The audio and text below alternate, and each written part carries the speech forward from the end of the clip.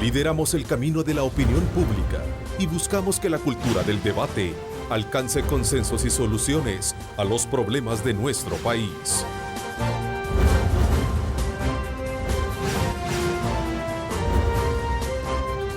Diálogo con Ernesto López. ¿Qué tal? ¿Cómo están? Martes 19 de julio de 2016. Un placer enorme, como siempre, compartir con ustedes todas las mañanas, agradeciendo a Dios Todopoderoso por darnos ese privilegio de poder ingresar hasta la intimidad de sus hogares, de darle cobertura a todo el territorio nacional a través de canales 15, 19 y 21. Gracias por estar con nosotros. Hoy en el programa me acompañan dos personalidades de la academia, catedráticos universitarios, para conocer desde sus perspectivas la situación política y social que atraviesa el país a raíz de las últimas sentencias emitidas por la Sala de lo Constitucional. Voy a saludar a Roberto Cañas, por cierto, también firmante de los acuerdos de paz. Roberto, qué gusto saludarte esta mañana. Igualmente, Ernesto, qué bueno estar en este diálogo que vamos a compartir mesa aquí entre académicos. Ojalá que pueda darle elementos a los que nos están viendo para formarse su propia opinión. Por supuesto, así será. Decano universitario también, Isael Rivas, y articulista también del periódico La Prensa Gráfica. Gracias por acompañarnos, Isael. Buenos días a los amigos televidentes que han amanecido con nosotros. Buen provecho si están desayunando y maneje con cuidado si nos va escuchando por alguna forma. Eres decano de la Facultad de Jurisprudencia, ¿verdad? Sí, de Ciencias Jurídicas y Sociales de la Universidad Nueva San Salvador. Nueva San Salvador. Así que qué bueno para complementar un poco el título que te acuerpa para poder hablar y analizar los temas que obviamente merecen ser atendidos a lo largo de esta hora y media en el programa, ya que para muchos asumir la derogatoria de la ley de amnistía debe de representar un nuevo reto para el país, a fin que más allá de distorsionarnos socialmente como algunos lo están de alguna manera promoviendo, esta puede asumirse como la mejor oportunidad para sanar por completo las viejas heridas que dejó 25 años atrás el flagelo de la guerra. No se trata, fíjense lo que voy a decir, no se trata de exaltar a vencedores o vencidos, porque a juicio de algunos conocedores en la materia, este espacio jurídico que queda es simplemente cumplir la sentencia, guste o no guste. Pero ¿a cuenta de qué? Ese es el punto medular que creo que es importante que aprovechemos con nuestros invitados para saber de qué forma podemos hacer este proceso de transición para poder de alguna manera darle vigencia a lo que los jueces de la sala en su momento han dictado. Lorena Melara, como siempre, nos pone en relieve, en perspectiva de lo que vamos a desarrollar a lo largo de esta hora y media con nuestros invitados. Lorena, como siempre, te doy la más cordial bienvenida. Adelante. Gracias, Ernesto. Un gusto saludarles. Como ya lo mencionabas, esta resolución de la ley de amnistía sigue generando debates, incluso en aquellos sectores que siempre se han mostrado a favor del trabajo de la Sala de lo Constitucional, pero creen que hoy se le fue la mano. Veamos. Sin amnistía, el fuego nunca hubiera cesado. Es el planteamiento de figuras íconos de esos históricos acuerdos de paz, tema que hoy más que nunca refleja su sensibilidad. ¿Y cómo es posible que ahora se diga que la amnistía es un instrumento para la impunidad o defensa de la impunidad cuando ha sido un instrumento para la reconciliación? Y si un presidente de la República recientemente invitó a constituirse en un grupo de sectores ciudadanos para construir un plan de nación, una agenda de nación, es ahí donde tenemos que ir. Aquí estamos dando marcha atrás. Por mí, feliz porque voy a poder limpiarme, pero que el problema que va a causar en el país me preocupa. Cumplir la sentencia no está a discusión, así debe ser según la base jurídica. No obstante, el análisis con cabeza fría es necesario. Yo en lo personal creo que la sentencia en sí tiene defectos técnicos, porque es que aquí hay ánimos calientes por el lado de los guerrilleros, calientes por el lado de los militares, calientes por el lado de las víctimas y calientes por las ONG. Tras varios años de posguerra y luchas de igualdad social, retomar casos de esa etapa difícil de nuestro país incentiva discusiones. Ernesto, es un hecho que este escenario merece ser abordado como tema de nación, por lo que representa un fuerte reto para los sectores políticos y sociales de nuestro país. Con esto vuelvo al estudio para el análisis. Adelante. Dicen que ese es el que tiene a la base y no pudo haber existido un acuerdo de paz si no tenía a la base una ley de amnistía para poderlo hacer. A ver. Sí, eso no es cierto. No está planteado en ningún aspecto del acuerdo de paz el tema de la amnistía. Y la amnistía de la que estamos hablando es de 1993. Se da 5 días después de conocerse el informe de la Comisión de la Verdad. No sé de dónde sale considerar que la piedra angular del acuerdo de paz es la amnistía. El aspecto central del acuerdo fue la desmilitarización de la sociedad salvadoreña. Esa magia de la amnistía que se sacó para proteger a personas, y yo quiero aclarar, no instituciones, porque las instituciones, gracias a Dios, se han mantenido inmaculadas en nuestro querido país. Y no es válido, y yo se lo digo directamente a ciertos oficiales que salen defendiendo, según ellos, a instituciones, en cuanto a lo que están defendiendo son intereses particulares. Y digo que no es válido porque simple y sencillamente la gente debe de comprender que no se está juzgando, por ejemplo, a una Fuerza Armada, no se está juzgando a un gobierno, a un Estado, se está juzgando o se está valorando la situación que se cometió el error para dejar esos delitos de lesa humanidad en el olvido y haberlos dejado en contra de las leyes que El Salvador es garante y es firmante de los convenios y tratados que los respaldan. Es que la Corte y la Sala de lo Constitucional sacó y puso en ráfaga un fusil de inconstitucionalidades. Vamos a hacer la cuenta más reciente, porque 4. Esto viene de 2010. 1, la Sala le dice, miren, vuelvan a elegir a los magistrados de la Corte de Cuentas. Número 2, esa idea que tienen de reformar la Constitución para despacharse ya no 3 años, sino que 5, no se va a poder. Número 3, viene el tema de la derogatoria o la inconstitucional de la ley de amnistía. Es como un knockout que es un golpe tras otro, tras otro. Después viene lo de los 900 millones y eso sí toca verdaderamente una preocupación muy presente para el actual gobierno. Insisto, bajo el análisis y la tesis que se discutía el pasado viernes en nuestro análisis político de la semana, donde se ponía en tela de juicio ese elemento. Insisto, yo estoy un poco asumiendo el papel del ausente, no promoviendo de que no se cumpla o que los jueces que firmaron la derogatoria han violado la ley. No, simplemente hacían reflexión a ese artículo que tú leías, que era facultad de la Corte en pleno declarar la ley, declarar inconstitucional, no la Sala. No, están equivocados. Ahí está la discusión, perdóname, yo no soy abogado. Sí. Pregunto, ¿la letra jurídica tiene facultades interpretativas o no? No, lo que pasa es que existen varias interpretaciones como porque lo conocemos. Entiendo que el doctor Belarmino Jaime primero prevé y dice en su voto razonado de que no es prudente para el país hacerlo como tal. Es que una cosa es la prudencia. Se cae un poco pero él empieza a especular y a decir lo que podría pasar. Así es. Y eso no es válido. Aquí es el sentido de actuar sobre los hechos. Creo que hay que buscarle una solución política a esto y hay que hacerlo pronto. No conviene descarrilar al país. Además, yo estoy absolutamente convencido que no se va a caer El Salvador y que esta es una oportunidad brillante para buscarle una solución política que abarque todo. Resolvamos bien el problema del pasado. Ya no se vale estar haciendo anuncios de la necesidad de una agenda de país. Es decir, y eso ya está dicho. ¿Cuál agenda quieren que discutamos? La de Ataco, la de la ANEP con el gobierno. Hagamos otra. Es una generalidad de pensamiento en todos los que fueron víctimas del conflicto y que han pedido justicia en el país, porque tu pensamiento seguramente no es el pensamiento de otros que a lo mejor están buscando que se haga justicia.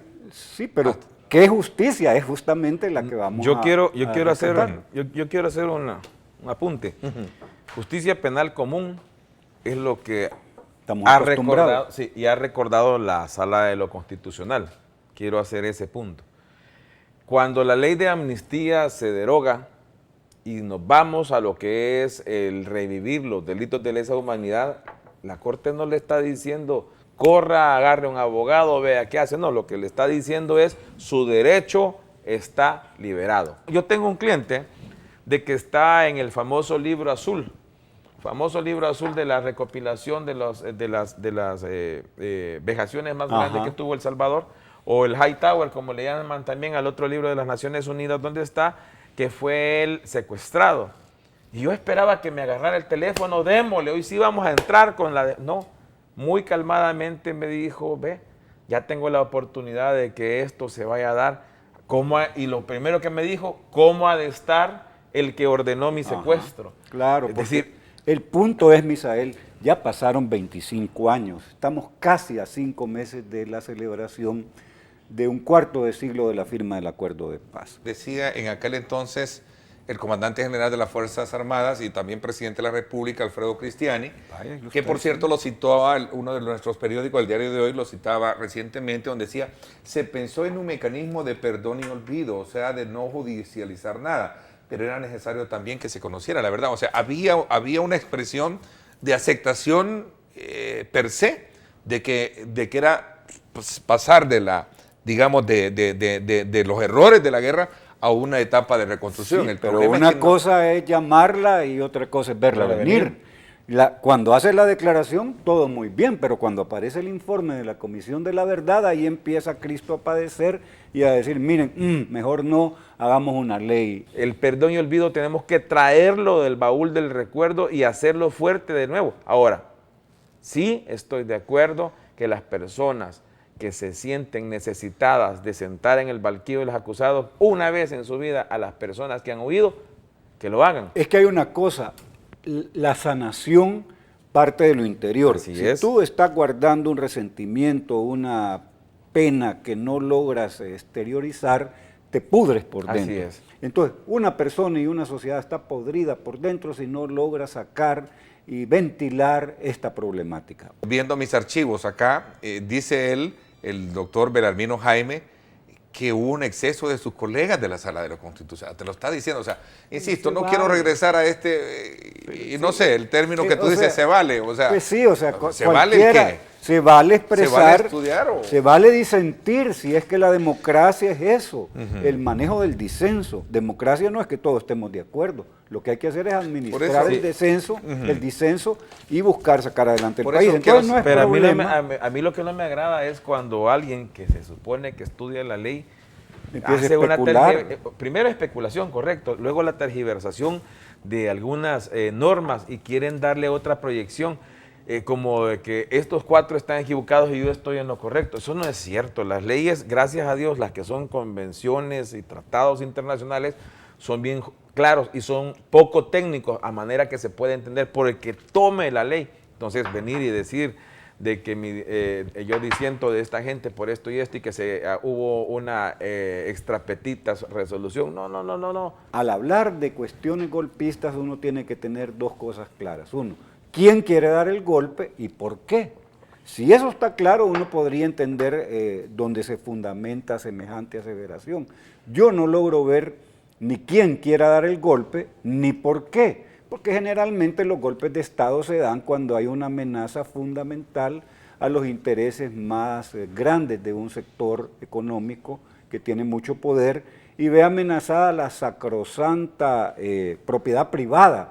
Si aquí estuviéramos discutiendo que se van a confiscar tierras, que se va a nacionalizar la banca de nuevo, que se van a estatizar empresas como fábricas, entonces estaríamos en la antesala de una circunstancia muy grave para ciertos sectores que llevarían a pensar de que es posible urdir un golpe de Estado. Yo creo que eso está fuera de la realidad. La sala, paralelo a eso, y utilizando el término, una ráfaga de sentencias, ¿verdad? No me agrado mucho. Que no han, obviamente, o que han calado los estamentos económicos, políticos del país, dictamina que los diputados suplentes no fueron electos por el pueblo y que voten en un pleno constituye un fraude a la Constitución. La Asamblea se resiste al fallo, por lo menos así lo está titulando en su momento algunos periódicos, a raíz de que los partidos FMLN, Gana y Arena han acordado pedir a la sala reconsiderar que los 84 legisladores suplentes terminen el actual periodo. Para que sea aplicable en el 2018. Permitir que diputados que son ilegales, que no los reconoce, puedan seguir trabajando hasta, ¿qué? El periodo 2018. Es que así es el país. Aquí Y además eso se ha hecho históricamente. Ese es el país que hemos... Lamentablemente, así es, lamentablemente. Bueno, pero ustedes son los invitados, ustedes son los protagonistas de esta mañana. El mismo fallo dice que para garantizar la seguridad jurídica, las decisiones que hayan tomado diputados suplentes en el pasado se mantienen. Estoy en desacuerdo de que los señores diputados suplentes no acaten lo que es la decisión de la honorable Corte. ¿Por qué? Porque estarían dándole un mal presidente a los salvadoreños. La decisión de la sala. De la Corte Suprema de Justicia. Estaría dándole un mensaje erróneo al salvadoreño. Es decir, a mí lo que el juez dice no me importa, porque el alto juez es el magistrado de la Corte. Entonces, si sucede allá con el juez de paz, eso se va a venir en cascada y se va a transmitir. No, es que son los que elegimos para que den el ejemplo. Entonces, den un buen ejemplo. Si fueron electos ilegalmente, pues cumplan y trabajen de otras cosas. Ahora, fíjense bien. Pero ahí bien nadie lógica. se va a dormir sin cenar. Ya todos tienen empleo. 55 de ellos, dicen los reportajes, que tienen empleo ya seguro. Los diputados representan al pueblo entero y no están ligados por ningún mandato imperativo. Eso significa de que si me está representando, yo tengo que conocerlo. Veamos, no confundamos. Una cosa es el desarrollo de los preceptos constitucionales y otra cosa es la Constitución. Estoy de acuerdo que aquí no se establece diferencia entre uno y otro. Lo podemos interpretar entonces que se permiten. Sin embargo, hay que ver todo el cuerpo legal, el cuerpo constitucional para poder entender. Si yo elijo un diputado y este me representa, quiere decir que yo lo voy a conocer como se dio la vez pasada. Entonces, si yo hice eso con el propietario, ¿a dónde está que yo no lo debo de hacer con el suplente? Es que eso debe de darse, eso es por lógica. ¿Son procedentes los suplentes de los magistrados de la Corte, del tribunal, etcétera, etcétera? Pregunta también otro televidente. Sí, es que eso está ya determinado por la ley, está amparado a lo mismo, es decir, hay un desarrollo y hay una elección, por ejemplo, en donde sí conocemos. Ejemplo, la Honorable Corte, sus 15 magistrados se votan por ellos y se votan al mismo tiempo por los suplentes, es decir, se conoce. Y además es diferente la elección, es lo que le llaman de segundo grado, porque los elige la Asamblea Legislativa, es decir, esa delegación ya está dada en la Constitución. Entonces, eso está regulado y ha sido eterno, incluso va desde lo que es la base del juez de paz hasta los honorables de la Corte Suprema de Justicia. Bueno, el caso es que la sentencia la firma un magistrado suplente, pues. Uno de ellos, sí. Bueno, aquí hay una pregunta como una expresión propia del primer tema que estamos haciendo alusión ahora y que lo abordamos al inicio del programa. Ernesto, preguntaré a sus invitados si los magistrados de la sala fueron elegidos con diputados suplentes. Pues sí. Digamos, ¿cómo queda el estatus es que ahí de ellos? Ya está la respuesta, ¿verdad? Como dijo la resolución de la Corte, que todo lo que había sido firmado y autorizado, aprobado por los diputados suplentes, eso queda inamovible. Y eso tiene que ser así, porque si no vayamos a todas las leyes que se dieron, un sinnúmero de cosas no podrían haberse dado, elecciones de fiscal, etcétera, etcétera, etcétera. Entonces, es decir, ya no sigamos cometiendo error de esta sentencia hacia adelante, veamos hacia el futuro, es lo que está diciendo, corrijamos el error que tenemos, eso es lo que se persigue y es lo que queremos. Dime y lo olvido, enséñame y lo recuerdo, involúcrame y lo aprendo. Ese es el propósito de este programa, tomando como punto de referencia esa frase dicha por el estadista y científico estadounidense Benjamin Franklin. La idea es aprender del análisis y poder construir su propia lectura de los diferentes puntos de vista que concierten y que convergen en los pensamientos que invitamos siempre en nuestro programa. Roberto Cañas, gracias por haberme acompañado. Misael Rivas también, gracias. A usted, amigo televidente, gracias, pásenla bien y como siempre recuerden lo más importante, amar a Dios sobre todas las cosas. Lideramos el camino de la opinión pública y buscamos que la cultura del debate alcance consensos y soluciones a los problemas de nuestro país.